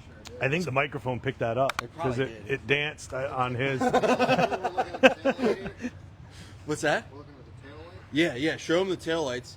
I'm gonna go here. Take this for me. I'll take a 5-second hiatus. And we're gonna go into the 22 speed here in just a sec. Look at the ass on that bitch. Dance, baby. Dance, baby. Yeah. No, it is not oil deleted. Not oil deleted. My Triton ran in the high 70s. Our live wells good, Tony. Miles, you could fit a dead body in the live wells. They're massive. And I'm taking brooms with me. This Merc is beautiful, though. I'm not gonna lie. When he brought the XP home, I was kind of like, well, first I don't know much about the XPs, but I didn't think it was going to be able to reflect my teeth in the side of it either when he brought it back. You can brush your It teeth wouldn't in have when it got here, but it does now. All right, guys. So let me put the microphone back on. But that is essentially the Bullet. There's way more to this that I haven't even found out for myself yet, because I've only been here for like a couple hours. I have a lot of drive time to learn in this boat. I have a lot of fishing time to really figure this boat out. This has completely exceeded my expectations. It's insane to even, when you really think of what this boat was when it came here to what it is now, it's insane. And again, I got to thank the crew at JCS Marine because they absolutely killed it. I mean, these guys are the best. The cream of the crop, yeah. But this is legit. Like, if you have a boat that you want to make like this is the place. Don't go anywhere else. Bring it here. Give John a realistic number of what you want to spend, and John will make it happen. That being said, we have a hot rod to my left. We're going to get into that. This is a unique boat. There's less than 100 of these in existence. I might buy it. This is not a Nitro Z20. This is not even a Champion 202. This is a, how many, 91. if you had to guess, how many of these boats are out here? I mean, we know less than 100, maybe like what, 60? It might be less than 40. That little. I'm guessing, but it could be less than 40. So this is the Bullet. Chad's hitting things with the camera. Damn it. We're back. Chad's hitting things with the camera. This is the Bullet 20cc, the 20 center console. This is the only one I've ever seen. This is potentially one of the this is probably the fastest hull Bullet ever made, right? With a 250, maybe. That's Because, I mean, yeah. there's guys running big power on 2110 bullets that are just doing crazy numbers. So with the same horsepower, with this would be the same. This would be faster though. Like if we were, I'd say so. I mean, it's a short, Right. it's a 20-foot hull. You're centered, balanced. I mean, it's going to go. So this boat, what year is this boat? 91. So this is a 91. You would never be able to tell by looking at it. Obviously, we got the Duradeck on here. We have a pretty simple design. This is ironically not the motor that's going to stay on it. This is just a 225 XS. It's obviously mint, right? It looks awesome. John said a 250-ish is going Right. on this boat. John's going to come to the shootout and ruin my life because he's going to kill me with this boat. It's going to be cool to watch, even from my standpoint. But this boat right here is a complete specialty boat, right? Like this thing, you'll probably bass fish for 30, 40 years and never see one of these boats. They're just that rare, which is even cooler that we're getting a chance to crawl in it and take a look at it. So let's take a look at the deck layout. I want to really see. So the cool thing about this boat is it is a center console. Russ is going to do something cool. I don't know what he's doing, but he's doing something cool. Oh, he's just moving shit. That's fine. So we got the center. We got storage lockers here, right? Obviously, this boat's not finished, so nothing's bolted down yet. But we got some tackle storage. We have our center rod storage here, and then the front which deck. Which is actually, if you can lift it, is way bigger than you think. Oh yeah, I mean that will definitely fit some rods. And the thing about this boat is John will tell you right off the bat, this is not a tournament fisherman's boat. No, this is a niche boat. This is you can go fishing and have fun, but this is a go fast, have more fun kind of rig. We're taking it to the expo in the end of January just to show it off, and it's a show-off boat. That's what it's really good for. It's going fast and showing off. To show you guys how light. Paul says you need the 2.5 on this. That's what it came with, actually. It would be nice with a clean 2.5, but we're leaning towards Pro XS or even a 2-stroke or possibly a 4-stroke. Would the 4-stroke be a $300? Or would it be a $250 still? Probably be a 250 still. So, Chad, as you walk around the boat, I want to show you guys how light this boat is. And we're going to have Shane use 2 fingers and pick up the front of this boat and show you guys how light this boat is once you get done walking around. I mean, this thing is like, everything about it is beautiful. Now, the live wells on this thing, we didn't really get into that on mine, but the live wells on my boat are huge. Same. Well, they're the same size on this boat. Do you know the size off the top? I don't. No. But they're massive. I mean, They're big. They're way bigger than my Ranger live wells. And I know the guys in my club are going to talk about me being the fish reaper. I didn't have a single dead fish this year. Let me give you guys a little sneak peek of something real quick. Oh, man. All right, we're turning around back. So we're going to have Shane here pick up this boat with 2 fingers from the hitch.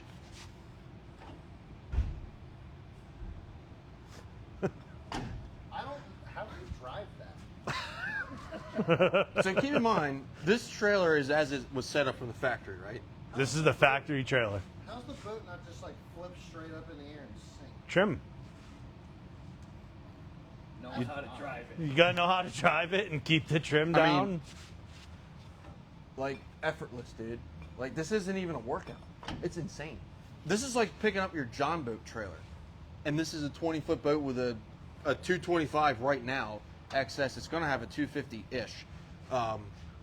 But this is a really, really cool build that these guys are doing. I'm very, very excited to see where this ends up. Are you going to keep this, or are you looking to sell this? This will be for sale. Like everything else, we have our fun building it.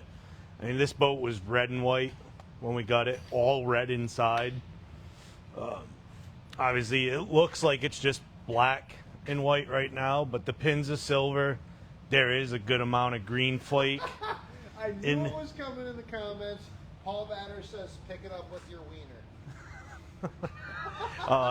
Don't threaten me with a good time, damn It does have green flake in it as well. And all of the black is black flake. So when this thing hits the sun, the black's going to sparkle. Yeah, man. We refurbished the trailer. We went wide fenders, big 17-inch wheels. Are big these low-profile tires, too? They are. The rims have a big offset. That's why the fenders are so wide. So this is the coolest thing about this boat is, honestly, unless I see this one again, this is probably the only 20cc I'll ever see in my life. How many of these have you actually come across and gotten your hands on and maybe had at the shop? This is the first one I've seen in person. And you've been doing this for quite a while. Yeah, I mean, we've been around boats for a while, and There's a bunch out there in Tennessee, I'm sure. I think there's a couple in Florida. But So when you got this, how clapped was this boat? So when I got here, this boat was under a tarp. The top cap was somewhere to be found. I didn't see it, but I didn't see it. I saw the bottom cap. It looked great. John was doing a fantastic job. But in all seriousness, when I showed up in May, when I dropped my boat off, this was literally on the trailer. The bottom, it was just a shell. I don't even think it had stringers at that point. no.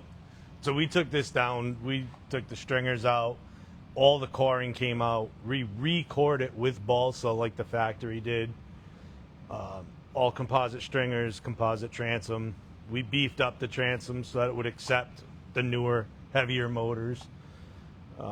That's a good point I want to talk about for a second. So, how much heavier is a 254 stroke versus a 252 stroke I comparatively? would say it's in that like 30 to 60 pound difference. It's not a lot. So do you The really? torque is the Oh, killer. okay. That actually makes sense when you say that, because when, not that I know a whole lot about transoms, but when you say 30 to 60 pounds, to me that's not like, oh, we need to beef this up, but the torque is really Right. okay. Yeah, that's actually pretty cool. I've never heard that, so that's But really neat. from the motors from this era, it's probably about 120 Now that's- pound difference. Now that's a little bit more. And I'm guessing there because I don't know for sure, but that would make sense. I mean, So what's the we graph? carried the 2.4 that was on it. So what's the graph by going to hand. be on this, or what's Graph the graph setup? Yeah. It's going to be simple. Probably 2 9s on the bow and a 9 at the console. Like Chad, I said, it's beer, not please. going to be a great fishing machine. And there's guys down south that fish from CCs all the time, but Right. it's not your hardcore tournament boat. I mean, it is really, really cool, though, like, just to see this. I mean, so center console bass boats are pretty rare. I mean, Nitro had one, which honestly, Which was a cool boat. If I was going to get a Nitro, it would be that one. Good luck finding it. Allison had a couple of them floating around. Allison's got a badass center console. Gambler had one. Sterling had one. The Sterling was sick. I think Triton had one as well. Maybe like a handful. I don't know of if them that out was a there. custom or not, but I do remember seeing one. Now, Bullet never made a 21-foot CC. It was just a 20. They made a 22-foot CC, which was their flats boat. Really? And that's okay. bad to the bone. I don't know if Really? you ever seen I've never heard of it. Hydrilla Richard Fitzgibbons. He did a black one that was out of bounds and way ahead of everyone else at the time with that build. That's super cool. The cool thing about coming to this place, and we haven't even, it's dark outside, so we can't show you the line of boats that are outside that haven't even made it to the shop yet. But just the specialty boats that are in here and the level of detail that these guys do with every build is awesome. I'm very excited to see where this boat comes, unless it's to the shootout, because that's going to hurt my feelings. But I'm really, really pumped to see what this boat looks like when it's We done. should set up a day where we can hang out and run the boats. Maybe after the shootout, like a week or two. Convenient. Right. That being said, I'm actually super, super, super excited about this one. Me too. I definitely want to talk about this one slightly. I am not I wonder ever. if this boat be here tomorrow. No. Nope. So I'm not. He been might a be. fan. He might be. I've not been a fan of this brand of boat. You guys know that, mainly because of the price. That being said, when they came out with the newer hulls, the VLX, so that kind of gives it away, I sat there and said, okay, they listen to the consumer, right? They came out with an affordable in terms of the current market price, and that is the Icon. We have one. I've never seen one in person. It's here in the shop. We're going to go through it. John's going to walk us through it.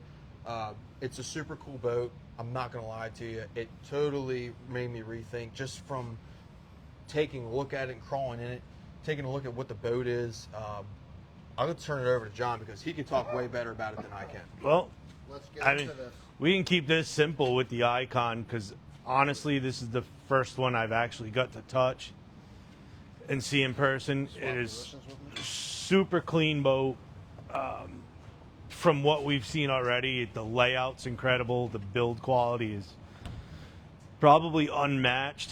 You know, we're going to be wrapping this for our buddy who's going to be running all of the opens this year. So in a few days, this boat's going to look completely different. But I'm excited to see what he says about this boat. I mean, they're built by one of the best boat builders in the country, so it has to be a good bass boat. So tell us a little bit. Do you have?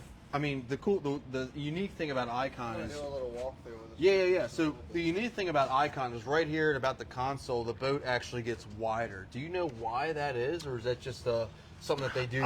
I've heard that Wheeler wanted the boat narrow in the middle for flipping fish into the boat. Whether that's true or not, I don't know, but I heard that's what it was about. And it's a cool, it's a really cool shape to the boat. You can clearly see here where the whole thing goes out, or it loops around here. Yeah, it's pretty neat. So It No, makes did the not whole get hit front by a car. deck. That is the way it's supposed to be. It makes the whole front deck so much bigger. It gives the whole front of the boat a huge flare. So anyone who's into saltwater boats knows the flare is what keeps you dry. But if you can get that camera down, Chad, you can see where this whole thing is flared from basically the center line all the way out to the rub rail. This boat should be super dry, super stable in rough water, and It's very. dude, it's like the boat is super wide. It's super wide. Like when, and you know, obviously we've looked at 2 bullets in a row and 2 champions in a row, which secrets out they're not the widest front deck. This thing, like, I don't think Kobe Bryant could lay across this deck. Rest in peace. But seriously, like, I don't think a 7-foot podcast just shut down. right. I don't think a 7-foot individual can lay across this deck. I mean, this is insane how wide this front deck is. What are some of the? This is a big boat. So what are some of the advantages and disadvantages of a super wide front deck versus a narrower front deck? Because I don't think a lot of people get that. I think a lot of people think, oh, super wide is good, versus, you know, a lot of guys that have been around boats know that there's advantages and disadvantages to a wide deck versus a narrower front deck. so a wider boat. I mean, it's a double-edged sword. The narrow boats, huh? More fishing rods. Yeah. So everyone wants more space on the boat, but the narrow boats are naturally going to cut through the waves better if you fish rough water. But space and comfort is where it's at for a wide boat. So, how heavy is this boat compared to a bullet? I mean, is this twice the weight, 3 times, or less than that? Sadly, I don't know the dry weight of this boat. I mean, compared to the CC bullet, it's definitely double and then some. That boat's about 700 pounds. But compared to your boat, it's probably 600-700 pounds more. Wow. If I had to guess, this boat's probably around 1,800 pounds. And this is, just to be completely clear, this is the VLX, not the LX. The LX is the top of the line. The VLX is the I don't want to say bottom model, because this is obviously a super nice boat, but it's not the LX. So what's the difference, if you can, between the LX and the VLX in terms of features and stuff like that? To the best of my knowledge, the LX has, you know, different seats, or the seat backs are different. You got a different dash set up. You got that touch screen on the LX. You have the live well chillers. You have the air ride seats. Air ride seats? I believe so in the LX. Holy shit, dude. Like I Wow. said, you know, Icon's still kind of new, and I'm new to them, but from what I can see so far, it's an awesome rig. Yeah, no, it's impressive. I mean, and Pretty sure Andy has said the same thing about Icon and their design, how they're made. yeah, yeah, no, this. And you this have is insane. huge storage in them. The center storage in this boat is ridiculously big. Your storage behind the seats is huge. The bilge area is the cleanest I've probably ever seen. Super accessible to all your stuff. So, Now, is a boat like this, and you know, a lot of newer boats, are they made for the weight transfer, or if there's a better way to phrase that, of lithiums in the bilge? so again, I mean, I don't know the build sheet on these, but I'd have to assume they started building them. They're the newest boat out there, so Right. they have to be building them with that in mind. Right. In my mind. Hey, Mrs. Phipps. Hi. We're here in Rhode Island. We made it safely. Nobody died. Just because Yeah. I knew he didn't answer you when Yeah. you inevitably texted him that 8 hours ago. My mom did the same thing. Yeah, right. So we got to talk about the G-Juice injection system. To me, it's crazy, right? But I mean, It's convenient. it is definitely convenient. Have you had a chance to dig into this and like look at the plumbing of that? Like, what does Not that look yet, like? but I Not mean, yet? it's Okay. pretty simple setup. Okay. Is it on like a timer, or is it just you hit a button? and it That I just- don't even know that. I'm pretty sure it's just on a button deal. But This boat's only been here. This boat hasn't been here for 24 hours, right? no. This boat got here late yesterday. I really hope the owner shows up tomorrow because I have so many questions for him on this boat specifically, and I want to know. Not like I'm truly very curious as to why somebody in today's market would choose an Icon. Like, what is the selling point of an Icon that something like Ranger, Phoenix, Nitro, Skeeter, Falcon doesn't have? I just think it's an interesting conversation. Hopefully, he's here. Yeah, I would have He to says say quality, like Shane just said. I mean, Phoenix makes one hell of a boat, but I think the word's out that how great Icons are built. And you can't argue that. I mean, they've been building, that company's been building boats forever, so. Right. Well, now we're on to the next boat, the last boat, arguably the coolest boat in the showroom. We have the Jag. Oh my God, his head's never going to fit through the door now. We have the JCS Marine Bass Cat Jaguar.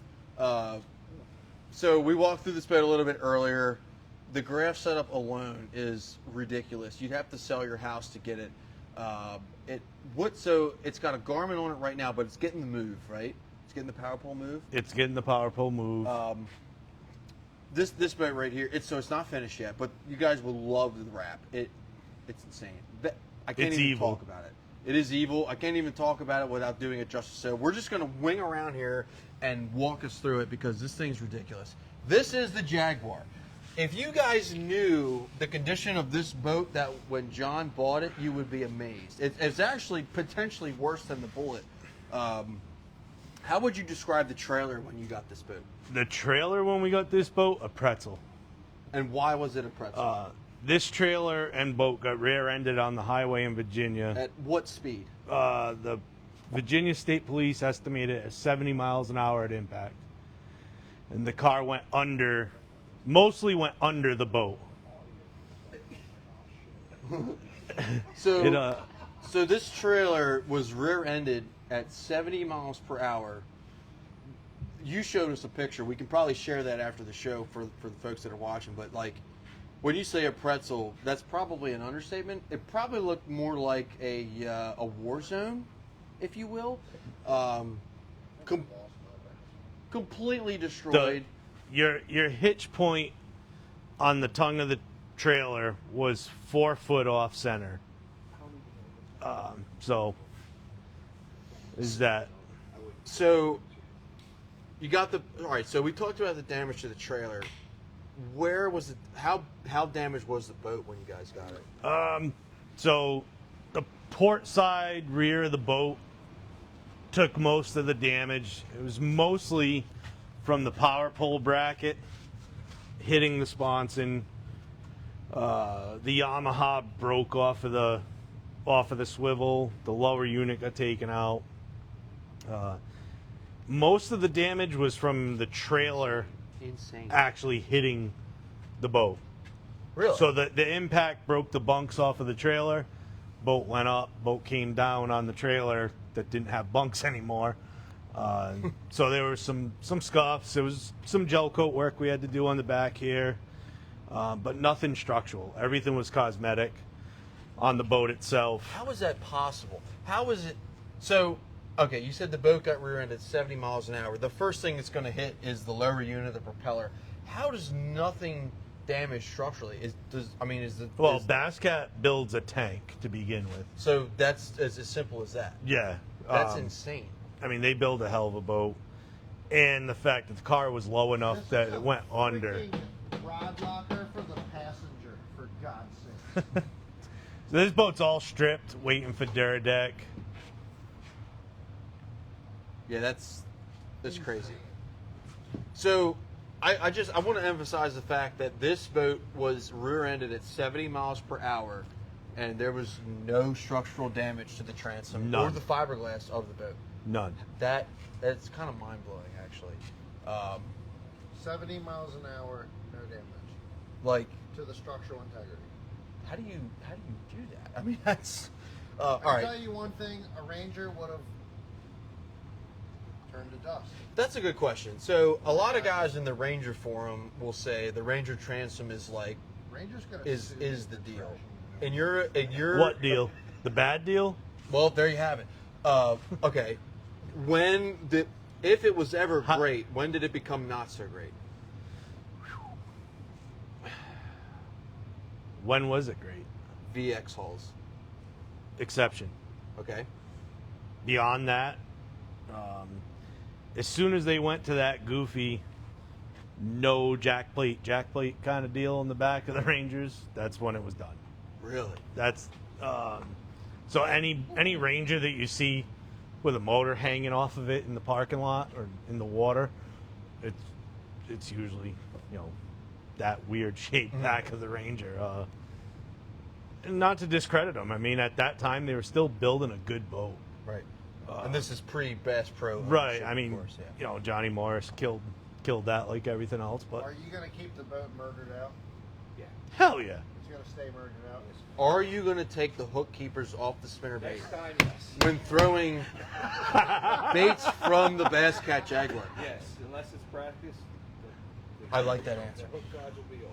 I want to hit an important point on this. So the motor, right, is this behemoth of a Yamaha. It's a 250-ish. Yes. It's a 250.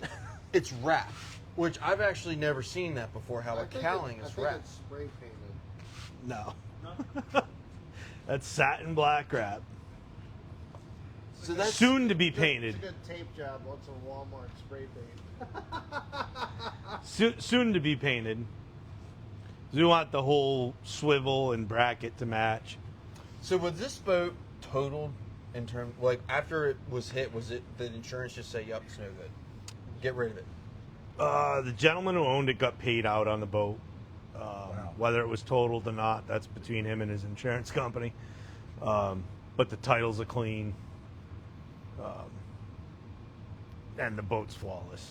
I want to really hit an interesting detail that I saw on this boat earlier because I haven't been around a lot of Jaguars. I've been around a lot of Cougars, but not Jaguars.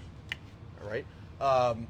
The consoles are different, which is super neat, right? So you have the driver's console is actually bigger and taller versus the passenger console. So if you back up, Chad, if you back up to the middle of the icon, you can actually see it, which I think is really, really cool, right? So we have, if you look at the driver's console of the boat, it's taller, it's asymmetrical, which is really, really interesting why they did that.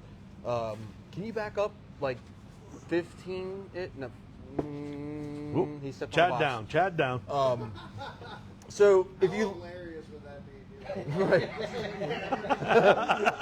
I think you get a standing ovation. So if you look, right, you have the driver's console, which is bigger. It's pretty normal size, and then you have this. This is like a good 4 inches lower. And it's set back a little as well. You ain't lying. I didn't even realize that part. It is set back. So why is that? that's something you don't see. Like my boat, it's symmetrical. On the Yeah. Champions, it's symmetrical. Like what's the deal? I really feel the passenger console on the Jaguar was an afterthought from Bass Cat. It's easily removable. Okay. But, you know, Shane and I fish team tournaments. It's nice having a console over here. Plus, Shane keeps all his girly gloves in there, and We guys do live in Rhode Island. It's cold up here, by the way. It's yeah, very cold up here. He's got his gloves and all his sunscreen that his wife makes him put on, and all that good stuff. Is that true? I'm white. Well, there you have it. But yeah, I mean, it's nice having it there, but it's not as big as that console. If it was that big, you wouldn't be able to walk up through the middle. So walk us a little bit through the deck layout, because there's a ton of stuff going on here. I mean, we have 2 middle storage boxes, we have 2 forward storage boxes, and 2 massive rod lockers. So rod lockers are huge. These 2 rear forward compartments had the Bass Cat accordion deal in them. What is that? You lift the lid, and it was like you could slide all your tackle trays in it, but it like swung down. It's kind of hokey. Really? Wow. Rip that out, Never even and it's seen just that, it's 2 big compartments. These compartments are almost as big. You got net storage, which will fit a walleye net in it in the middle. A musky net. Yeah.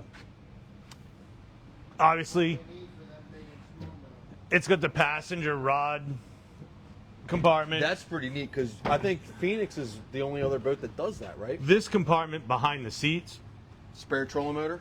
I mean, if you want to, sure, it'll fit there. But it's super convenient. The live wells in a Bass Cat, I mean, you can reach down in there to your armpit, and you're still not gonna. You're still gonna. Fish. You know, if you catch a dink, you might miss it and go to weigh in with 1 less fish. Maybe. Allegedly. Happens. It sounds like there's a story behind it. No stories. No? No story. Next. Oh, there's definitely a story behind that. We might get into that later. If Chad can climb up there without falling, What's the story? Nope, you're the gonna story climb is up you on the climbing boat. up into the Bass Cat. and you can get a bird's eye view of the graph set up. Oh, yeah, we definitely have to talk There's about stairs this. on the front there. Ooh. So we do have, that's actually the stairs. Did you guys build those out? We did, yeah. Check that out. Those were made here. I see a lot of questions on the Ranger Facebook page about building stairs on them, but you guys should probably just sell your boat instead. Don't do that. Chad's a little sour on the Ranger. Well, you know what? When they come and stand around some quality boats for once. All right, so we're looking at the front graph setup. John's the mastermind behind this. He's giving fish skin cancer with this build. So, John, walk us through what do we got going on here. So it's really a simple setup. This is simple, yes. Like fucking 36 inches of screen. Well, I mean, That's you got, simple. You got That's not as simple as me, but it's simple. two 12-inch Garmins and a Humminbird 12. The You Humminbird, get the football games.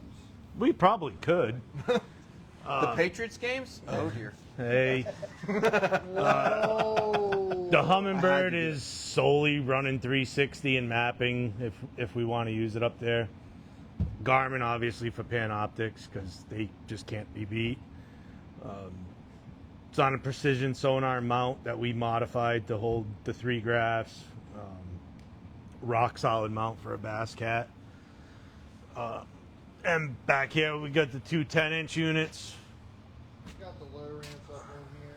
But the Garmin. There is the no Garmin low Force. ramps on there. All low ramps. That is a Garmin. Low ramp, Garmin trolling motor. We lied. It's a Garmin. Live scope, Mega, not Mega, Actually, Mega 360. okay, it's interesting that with the current setup up here, before we get to the helm, you only have one You don't have live one scope. piece of low Yep. ramps on here. Are you going to add a second live scope to run perspective and forward? Not Anytime soon. not really. Okay. Yeah, I kind of on the same. So thought process if with the it. BFLs are going to hold to one transducer, Be a waste of time it's and money. Yeah. why put it on? All right, so before we move on to that, The move is going on. The Garmin trolling motor's coming off. before we move on to that, the 34 versus the 32, how big of a difference is it? pretty big difference. Is it really? The 34 is where it's at. Really? Because I'm still running a 32, and I still think it's You're better missing than out. Alive. When you put it on, you're gonna I'd- see the big difference. Yeah. Really? Yeah. I'm gonna have to check that out. Yep. Let's go to the console setup. And like I said, the power pole move is going on. The Garmin's good, but Shane's got big feet. I got 13 and a halves. And trying to run that trolling motor, you are constantly hitting spot lock. Stepping out. Yeah, so that thing's got to go. Bye. I don't even know if we got into it, but what year is this boat, by the way? 18. Wow, so it's pretty damn new. Yep. All right, so it's like stepping through a army tank or like a limousine or something. Oh, you Go get to the back. down into the cockpit of this boat. I did for sure. notice that when we You know first what took I'm a. saying? Like the step down. I feel like I'm in somebody's house right now. So when we first looked at It's- this boat, I really noticed how low the floor was. So you really sit low in this thing when you're rolling. The seats are, the seat pan is high. The floor is low. So when you're sitting down, it's a very comfortable boat. I mean, you can see over these two 10-inch graphs easily.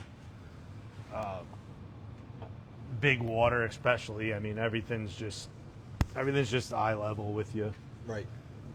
So walk us through the graph setup on the front. It looks like we got two 10s. Yep, just two 10s, Humminbird and Garmin.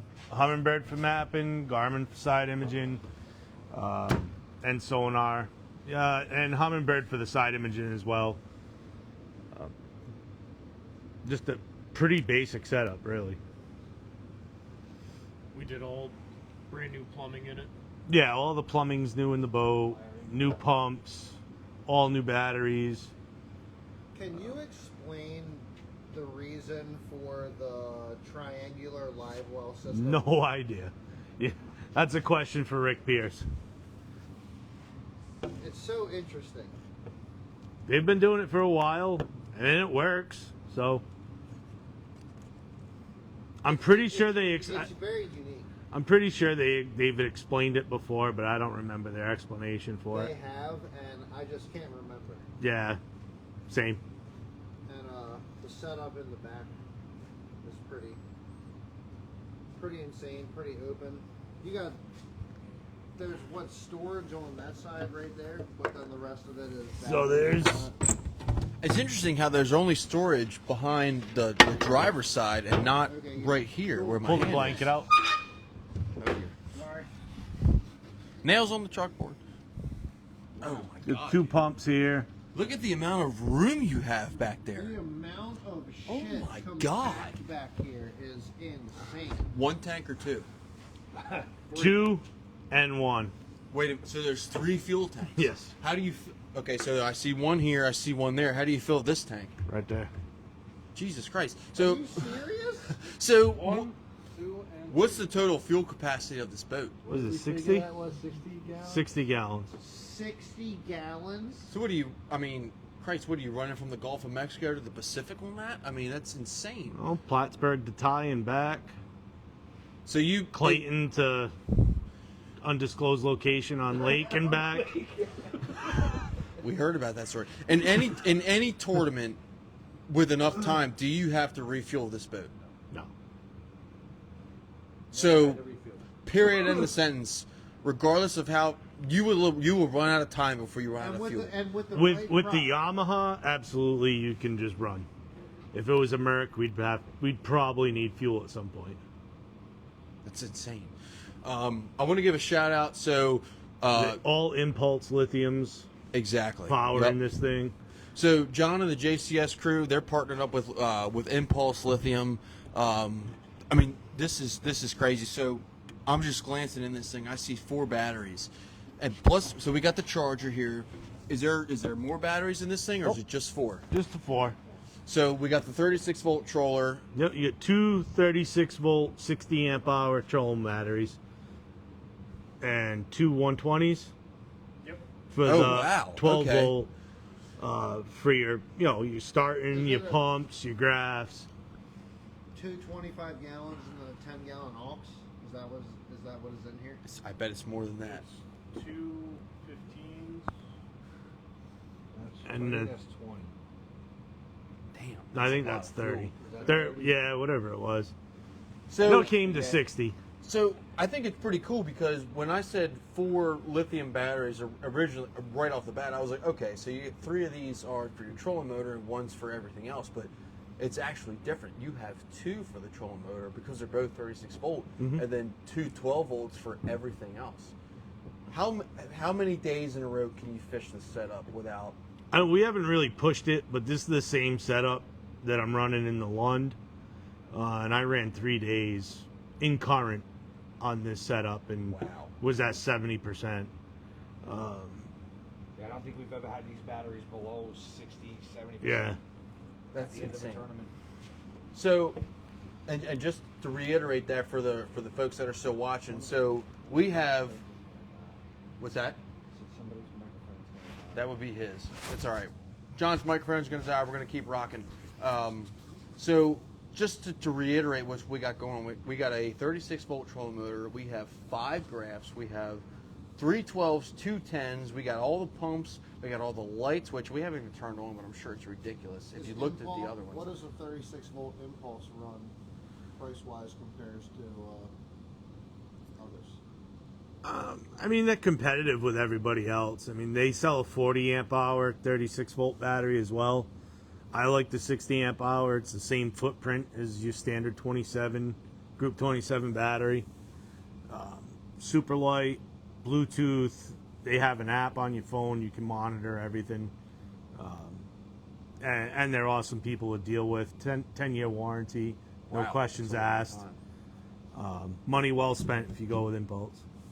So, and just again, so we have 5 graphs, we have a Garmin Force, we have all the pumps, all of the lights, all of the everything with 4 batteries, 2 of which are going to the cranking system, the pumps, and all the graphs, and then 2 just for the trolling motor. It's a pretty badass setup. I would have thought when you said 36 volt, okay, you got 3 12 volts going to the trolling motor, but that's not the case. We have 2 36 volt in a series.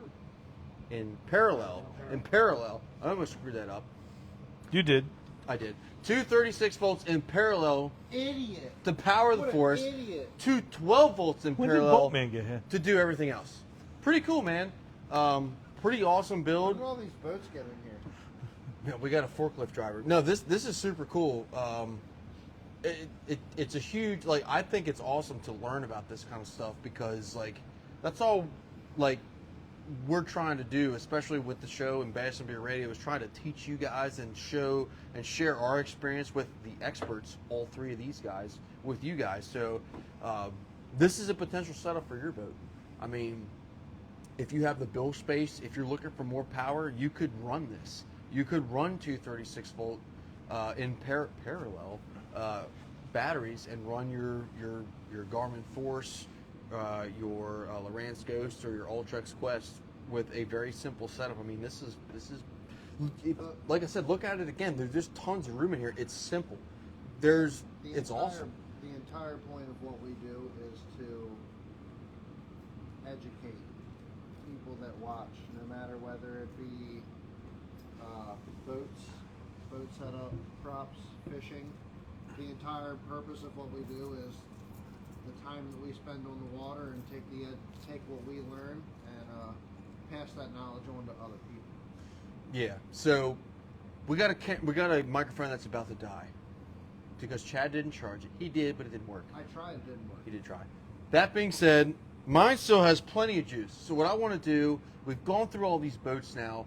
I want to take a walk to the front of the shop. I want to hand it over to these guys and have them, especially John and Russ and Shane, tell me why they started this company.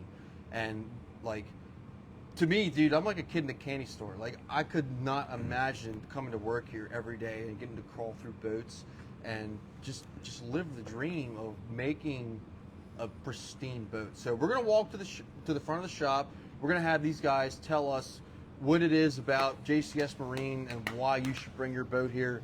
And then we're gonna cut the show. Me and Chad have been up since 3:30 a.m. So we're tired. It's been a great day, but it's been a long day. And we're gonna get after it here tomorrow, start filming some stuff, and make a video for you guys. So we're gonna head to the front of the shop, rock and roll, and probably end it in the next 10, 15 minutes or so. But take a chance, ask all your questions. Ask us the questions we haven't gotten a chance to answer. Again, when are we rigging electronics? next weekend. When we get home. Next weekend. Yeah. Next weekend we're gonna put everything on. Just do it at my house in the garage. Yeah, We and got the heater going. we're gonna put the poles on first, because after I put the poles on, I'm gonna want to drink, and then I can put the rest of the stuff on. So I don't want to fuck that up. Get the brackets first. That yes, actually, yeah. Shit jumping off the boat. Almost. Oh, we lost something. I don't even know. Where did he go? Did he catch it? No. Oh, look, it caught a bunch of magnetic shavings. That being said, what's happening? Are we good? We straight? I don't know. I see this little thing. Chad sees a thing.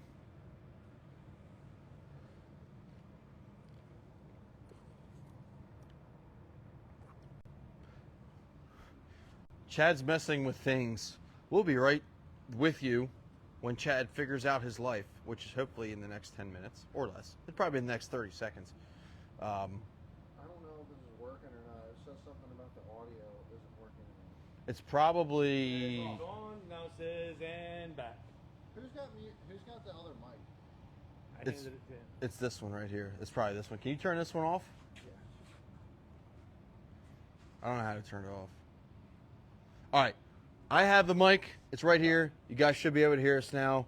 Our other microphone died. We're going to talk to the guys at here, and as we finish out the show, let us know if you can hear me, so that way we can start asking the questions and wrap this show up. Are we good, Chad? Yes, we're making me unlock my phone.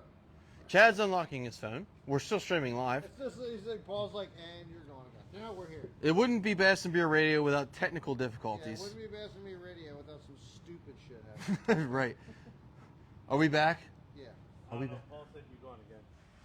No, we should be back And now. tell you to stop messing with shit. I'm not messing with shit, Paul. You know, I'm trying Paul, to make- if you were here, you could have helped us. Are we back? Are we good? We're good. We should Rocking be and good. rolling? Rocking and rolling? All right. Shit. All right, hold up. What's happening now, Chad? Damn it. It's on the volume button. Oh. Oh, Jesus Christ. Now we're good. Potentially, right? Maybe. Yes and no, maybe. So let us know if we're good. It's Bass and Beer Radio. We have technical Also, problems. Some of us has to work, so obviously it works. All right, yes. That being said, we've gone through the shop.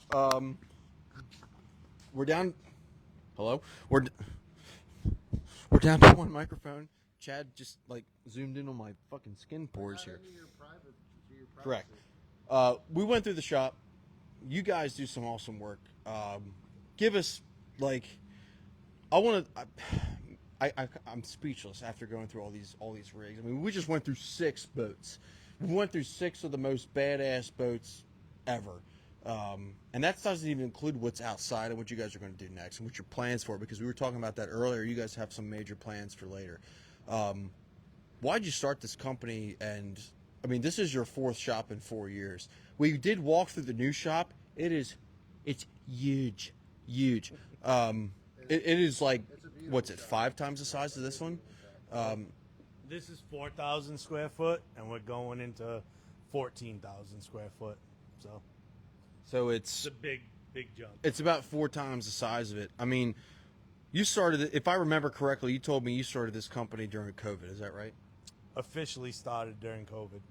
So what did you do before you started? Hold on. Have you ever done a Nitro 901 CDX?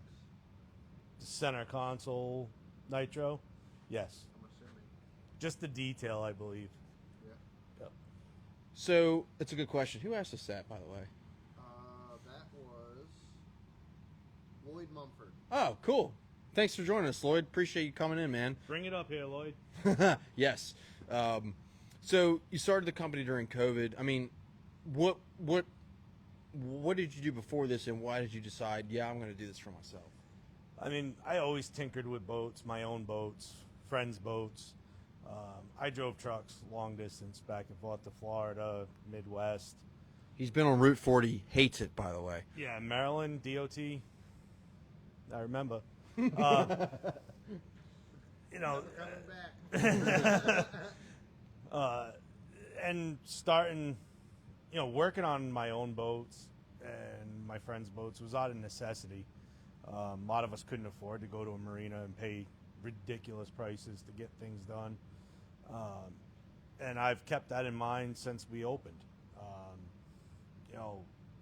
I think we're probably the lowest on labor in the entire state, maybe even New England, for general mechanical work, electrical work, graph installs.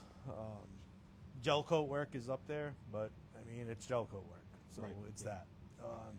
So can you? I saw this earlier. I didn't say anything about it, but they have a whiteboard over here in the corner. Can you read what that says? Starts with. I think it'd be better if Chad brought the. Yes. Or Russ This can is super grab it cool. and bring it closer. And I feel like this really So- is the epitome of what you guys stand for. I saw this slogan in a repair shop when I was driving trucks, and I read it in another shop, and I never forgot it. And that's it. I mean, that sums it up right there. What does it say? Go ahead. Why don't you read it? So it says, remember, the customer is our employer. Our jobs are in jeopardy unless we deliver quality products at competitive prices. Like, that's incredible. I couldn't have said that better myself because we talked about every boat in here, but what you guys deliver for the price of a refurbished boat, especially the Champion, when you told me $55,000 for a Nobody boat should like be that, buying new boats. that's ridiculous. These That, new boat companies should be going bankrupt. like, You guys should be freaking rolling in it from people doing it. That's the way it should be. what you guys did with a boat like the Champion is incredible, and for that fair of a price point is like everybody who's looking at upgrading a boat should be like, yeah, I'm gonna see what John's got for sale over the next 6 months, because to me, you get more out of that boat for $50,000 less than you would out of a new boat. I mean, it's unreal. What happened? Do you do aluminum boats? Oh, good question. Yes. The short answer is yes.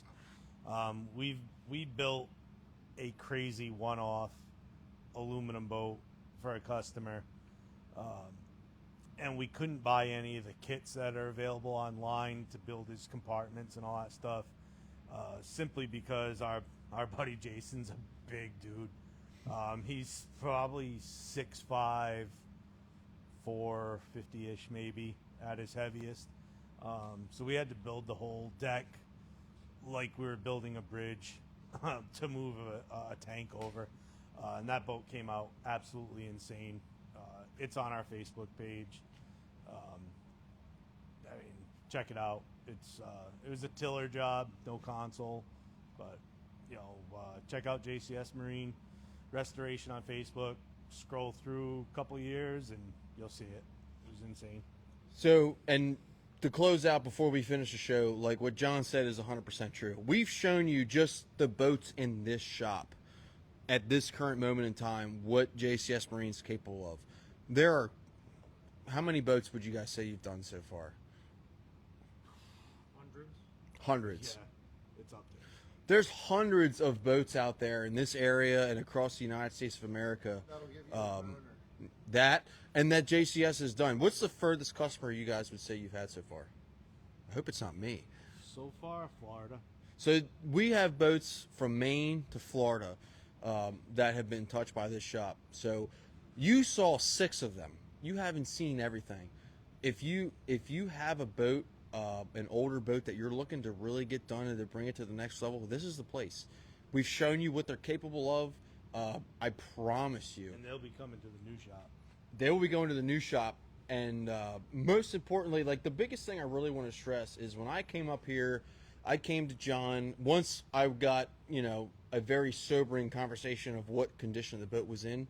We agreed on a price, and that's what we did. We did not go a single dollar over the price that me and John agreed upon, 4 or 5 months ago? Right. You guys have that opportunity. If you have an older boat, it needs some things, you want to bring it back to life, make it new again, this is the place to bring it. Figure out what you're willing to spend, talk to John. We can make it happen. Like, these guys can do it for you and really bring your boat back to life. You can come up here with a budget of 5, 10, 20, 30, 40, 50K, and they will find a way to make your boat way better than it was the day you got here. This bullet is a perfect example. This thing, when it got here, was ridiculous. Like, when it got here, it was not connected. It was falling apart. And this is about to be one of the nicest boats on the Upper Bay. Please, if you have an older boat, check these guys out. I can't think of a better place to bring my boat. What else you guys got for us before we rock and roll? St. Lawrence River trip this summer with Bassavia Radio and JCS crew. Absolutely. Yes. As long as the Skeeter can keep up. Oh dear. Well, I'll have a Ranger. You just ride with one of us. You can ride with me on the Bullet. We'll only do 90 across the St. Lawrence River. I hope there's no rocks. I'll just sink it in the St. Lawrence. Insurance claim? I would just say everyone stay tuned. I would say first of the year, but we're probably going to be a couple weeks after that. We're going big. We're going all in, throwing all the chips on the table. Like I said, 14,000 square foot. We're going to have a showroom, 2 shops, storefront, tackle, electronics, apparel, all sorts of boating supplies. By the way, the apparel is awesome. Me and Chad are wearing it. It's amazing, dude. This stuff is awesome. If you guys are in, He's rocking the Schmedium. I am rocking the Schmedium. It makes me look bigger. I look a lot bigger on the camera. We got the back of it rocking and rolling. Chad made me wear the pink one because he feels insecure about the green one. Like, I can't say enough good things about this shop, guys. It's like a 22-foot bullet now. Somebody has to have a big wiener. Well, yeah. Well, that's the next. If you guys can restore that, we're talking. But in all seriousness, guys, man, I can't say thank you enough to the crew for JCS. You guys really killed it with not only my build, but every boat in here. You guys have completely blown away my expectations, and I really hope that you guys that watch us have a chance, regardless of your budget. Talk to John, talk to Russ, talk to Shane. Get your boat up here. Let's make it new again. Let's figure out what it needs to do. Let's make your bass boat great again in 2025. I'll let you close it out, absolutely. No matter what your budget is, don't hesitate. Reach out. Give me a call. There's always something we can do for any amount of money. It doesn't have to be a lot. I mean, you can come in with a $3,000 budget, and we'll figure something out to make your boat look nice and safe for the season. Yeah, that's the key one, because mine was not when it got here. Your boat was Pac-Man. You